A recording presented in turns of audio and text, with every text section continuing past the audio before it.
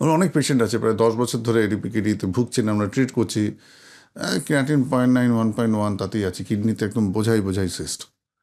আবার দেয়ার আর পেশেন্টস যাদের চটচর করে ক্রিয়াটিনিন বাড়ছে সমস্ত কিছু করা সত্ত্বেও, এবং এই দুটো মানুষ কিন্তু আলাদা।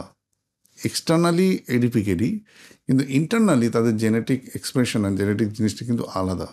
এই জিনিসটা যদি জানতে হয়, যদি জিনিসটা বুঝতে হয়, যদি জিনিসটার জন্য কী স্ট্র্যাটেজি আমরা নেব জানতে হয়, তাহলে জেনেটিক টেস্টিংয়ের গুরুত্ব অপরিসীম। এই জন্যই এডিপিকেতে জেনেটিক টেস্ট করা উচিত। সুতরাং আজকের এই ভিডিওটা pertinent and important for those যারা এডিপিকেডিতে ভুগছেন। প্লিজ মনে রাখুন যে এডিপিকেডি আর জেনেটিক টেস্ট একবার করলে that is relevant for your entire life time. এটাও একটা ইম্পর্টেন্ট জিনিস।